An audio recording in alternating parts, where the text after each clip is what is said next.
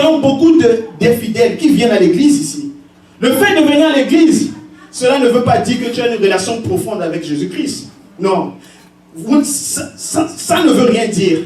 Les chrétiens d'aujourd'hui, ils font ce que le diable peut faire.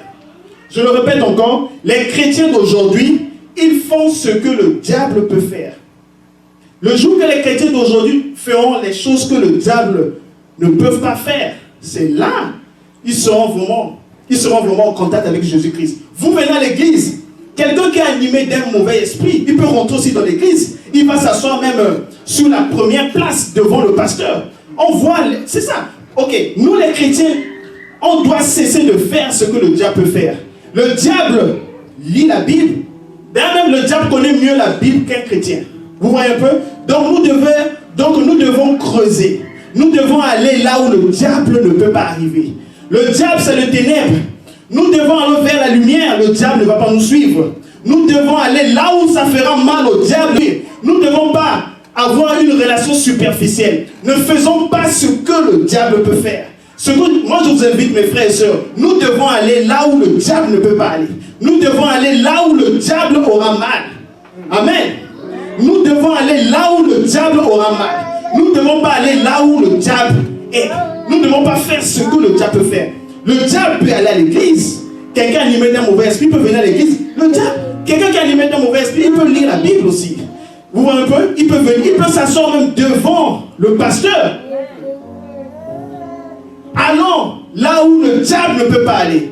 Et c'est en cela que nous allons nous faire diversifier avec les enfants du diable. C'est cette intimité-là. C'est-à-dire qu'on doit chercher une intimité profonde avec Dieu.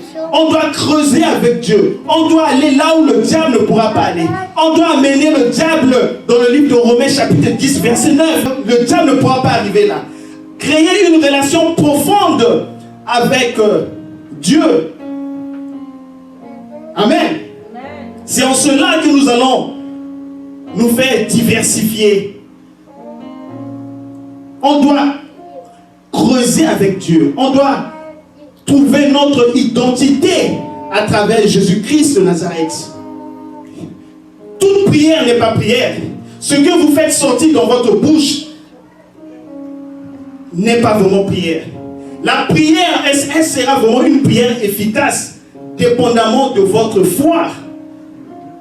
C'est dépendamment de votre foi. Si tu n'as pas une alliance avec Jésus-Christ, ça n'aura aucun effet. Nous les chrétiens, nous devons amener le diable là où il ne pourra pas aller. On doit amener le diable vers la lumière parce qu'il est le ténèbre. Il ne pourra pas. Parce qu'il sera mis au découvert.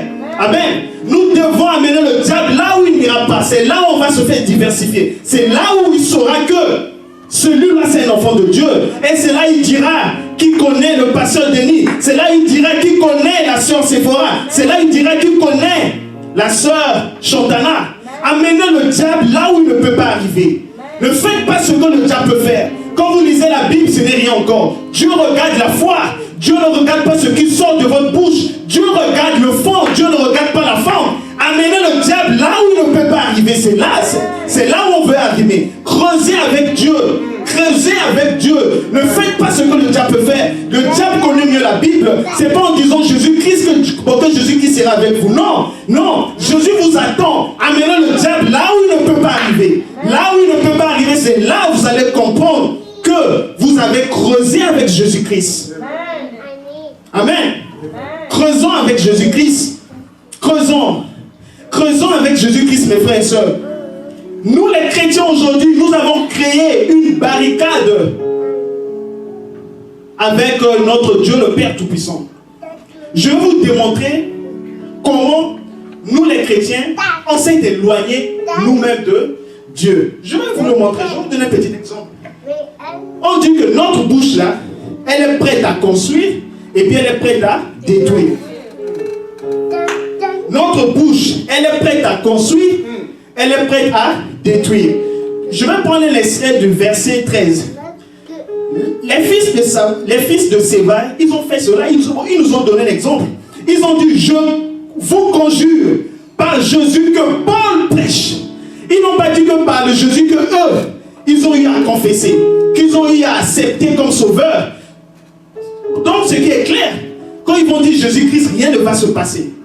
vous voyez un peu, rien ne va se passer. Quand j'entends les gens dire, quand j'entends les gens dire le Dieu de pasteur Eric, attention, vous dites le Dieu de pasteur Eric. Dieu a dit qu'il est le Dieu de tout le monde. Mais quand tu dis le Dieu de pasteur Eric, cela veut dire c'est comme si c'est pas ton Dieu. Tu dis celui-là c'est le papa de Eric. Le papa de Eric, quand tu dis celui-là c'est le papa de Eric, donc c'est pas vraiment mon papa. Cela veut dire que l'intimité avec le papa d'Eric, c'est différent si tu disais que c'était mon papa. Je ne sais pas si vous arrivez là où je vais arriver. Quand vous dites le Dieu de pasteur Eric, pasteur c'est devenu à la mode. Le Dieu de pasteur Eric, Abraham, il a cherché l'intimité avec Dieu. Abraham n'a jamais dit le Dieu de... Non, il faut creuser avec Dieu. Cherche à créer une identité avec Dieu. Cherche à créer une connexion principale avec Dieu. Quand tu as une relation principale avec Dieu, tu diras le Dieu de Salazar. Parce que j'ai créé une connexion avec Dieu. Mais quand tu dis je prie pour le Dieu d'Éric, cela me montre déjà il n'y a pas une connexion entre vous. Cela me fait comprendre qu'il n'y a pas une intimité avec vous. C'est là où vous avez repoussé Dieu. C'est là où vous avez attribué Dieu à un nom spécifique. Dieu a dit qu'il est le Dieu de tout le monde. Dieu n'a jamais dit appelez-moi le Dieu d'un prophète spécifique. Abraham, il a créé son histoire. Vous voyez un peu, il a démontré que Dieu était avec lui. C'est pourquoi nous disons le Dieu d'Abraham. Nous aussi, on doit créer notre identité avec Dieu. Abraham, il a prouvé parce qu'on a vu ce que Dieu a fait. Mais lui, quand il adorait son Dieu, il a cherché à créer une intimité avec Dieu. Il a cherché à créer une intimité avec Dieu. Ne dites pas, je ne suis pas fanatique de ça. Quand on dit le Dieu de pasteur, c'est pas le Dieu de pasteur Eric, le Dieu de pasteur, non. Non, on est un Dieu de tout le monde. Quand tu le dis, ta bouche là, ce que nous faisons sortir, c'est pas bien. Elle est prête pour nous tuer, elle est prête pour nous élever. Quand tu dis le Dieu de, c'est comme si tu mets une distance. C'est comme si tu mets une distance spirituelle avec Dieu. Et puis tu vas oser dire quoi? Tu vas oser demander, ok, le Dieu de pasteur Eric, donne-moi l'enfant. Non, il est temps. Les chrétiens d'aujourd'hui, on doit changer de langage. On doit chercher à créer une connexion avec Dieu. On doit dire le Dieu, si c'est Salazar qui prie, c'est le Dieu de Salazar. Si c'est la sœur Chantana qui prie, c'est le Dieu de la sœur Chantana. Parce que tous les pasteurs que vous voyez ne sont pas en réalité pasteurs. Attention, vous allez dire le nom d'un Dieu que vous ne connaissez pas son vrai Dieu. Vous serez sûr de votre propre Dieu dont vous confessez. Tout pasteur n'est pas pasteur. Les miracles qu'il fait, vous ne savez pas là où il va chercher son Dieu la nuit. Parce que le diable aussi peut opérer avec les miracles. Mais quand tu cherches la guérison et que tu dis le Dieu de pasteur Eric, tu apportes la malédiction sur toi. Parce que Dieu ne connaît pas le Dieu d'Eric. Amen. Dieu ne connaît pas le Dieu d'Eric. Il est temps à ce que nous, les chrétiens d'aujourd'hui, que nous puissions créer une identité avec notre Dieu. Ne repoussons pas Dieu. Dieu, il est vraiment très triste avec nos langages que nous utilisons.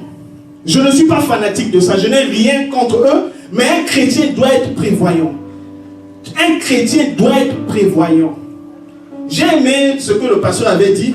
Il y a un passage dans la Bible qui a dit, voilà, c'est le livre de Ésaïe, chapitre 55, verset 6. On dit, cherchez l'Éternel pendant qu'il se trouve et invoquez-le tandis qu'il est prêt. Dieu est là, invoquez le Seigneur. Vous savez, Dieu n'a pas mis, Dieu n'a pas appliqué du favoritisme. Dieu n'est pas là, il a dit que je suis seulement le Dieu d'Éric. Non. Comme la Bible dit dans le livre de Ésaïe, chapitre 59, verset 1, Dieu a dit, ma main n'est pas courte.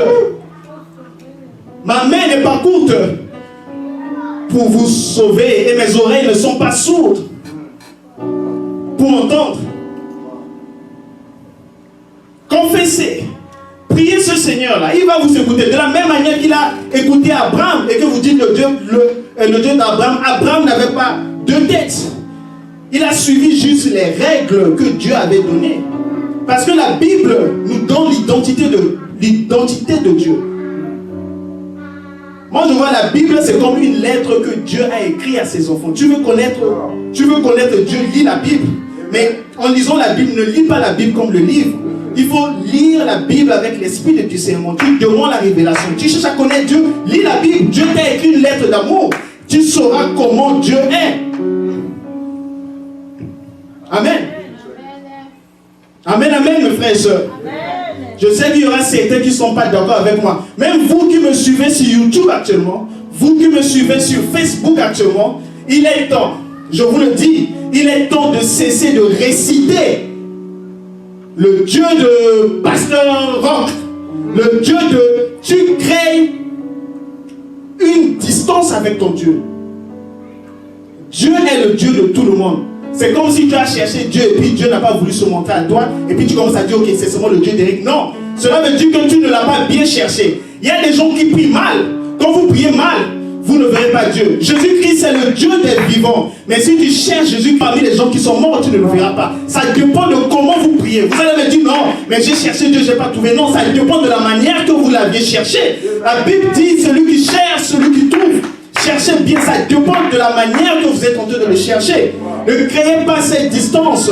Ne créez pas le favoritisme. Dans la Bible, le Dieu de Jacques.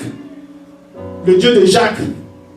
Non, ça, c'est pour les chrétiens qui sont paresseux. Ça, c'est pour les chrétiens qui ne veulent pas faire leur travail. Le pasteur peut prier pour toi. Mais si toi-même, tu ne t'agenouilles pas, rien ne va se passer. Parce que nous voyons beaucoup de fidèles aujourd'hui, il est là, il va voir le pasteur. Oh pasteur, prie pour moi. Non, mais le pasteur le fera, je ne refuse pas. Mais toi aussi, tu dois prier. Notre Dieu, c'est le Dieu qui sonde les cœurs. Dieu sonde les cœurs. C'est pas pour rien, quand Jésus-Christ effectuait les miracles, il disait quoi? Ta foi t'a guéri. Il n'a jamais dit que le pasteur que tu... C'est à toi de sauver. Non, il dit c'est ta foi qui t'a sauvé. Il faut t'agenouiller, tu dois prier. Et ce sont ces paresseux chrétiens qui sont là à réciter le Dieu de tête. Non, il est temps. Jésus-Christ me dit, il est temps que tu puisses changer de langage. Tu dois t'approprier de Dieu. Tu vas dire, le Dieu là, ça c'est mon Dieu. Ça commence comme ça. Quand tu parles, ça c'est une puissance. Quand tu parles et quand tu crois en cela, ça aura des effets. Mais si tu es là à chaque fois, dis non, le Dieu. Ce que je vous dis, c'est très puissant, mais je ne sais pas si c'est eux qui ont compris. Attention avec ce que vous dites. Et en-dessus de tout ça, vous ne savez pas en réalité le Dieu que cette personne a pris. Vous ne savez pas. Vous ne savez pas. Vous allez dire, oui, j'ai vu les miracles qui... Mais le diable aussi opère des miracles. Avant de prononcer le nom d'un prophète, moi comme petit conseil, je te demanderais de demander à Dieu de te donner d'abord l'esprit de discernement. Est-ce que tu dois prononcer le Dieu de cet homme-là? Est-ce que Dieu te permet de prononcer le nom de ce prophète-là? On veut changer de langage. Là où je vais vous amener, on doit changer de langage. On doit s'identifier à travers notre Dieu. Mes frères et sœurs, on doit s'identifier à travers notre Dieu. C'est très important. Nous voyons ici les fils de Séba. Ils n'ont aucune relation avec Jésus-Christ, mais tu prétends sauver qui? Car le nom de Jésus-Christ, c'est un nom qui est vraiment puissant. Attention, vous allez réveiller le chat qui dort. Parce que le diable, quand tu vas vers le diable et que tu prétends être un disciple de Jésus-Christ, le diable ne va pas se fier. Le diable ne va pas regarder les mots qui sortent de ta bouche. Non. Quand tu prononces, le diable ira voir ton cœur. Il ira voir ta foi. Et quand il va regarder ta foi, il va dire, mais qui es-tu? Qui es-tu? Qui es-tu? Jésus-Christ. Le diable le connaissait. Il reconnaît l'autorité de Jésus-Christ. C'est pourquoi nous, on doit utiliser Jésus-Christ en nous. En ayant Jésus-Christ en nous, le diable va nous connaître. Sans Jésus-Christ, le diable ne va pas connaître. Il a vu Paul. Paul avait la présence de Jésus-Christ en lui. C'est pourquoi il a dit, Paul, je le connais.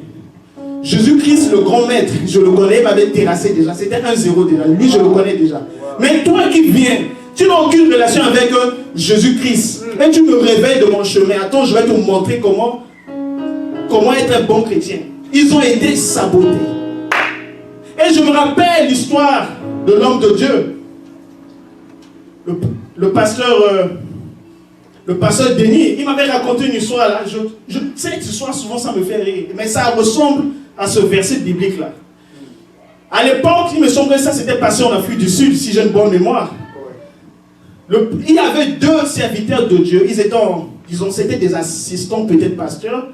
Donc, ils étaient en pleine formation.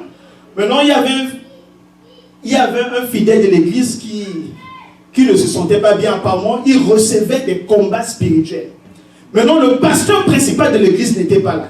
Maintenant, il y a un qui est là. Il a dit, ok, bon, notre pasteur principal, comme il n'est pas là, ce que je vais faire,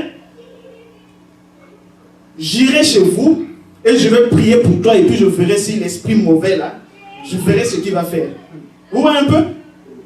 Il s'est auto-proclamé, il s'est dit, ok, je suis prêt, bon, tu m'as expliqué ton histoire, ok, partons.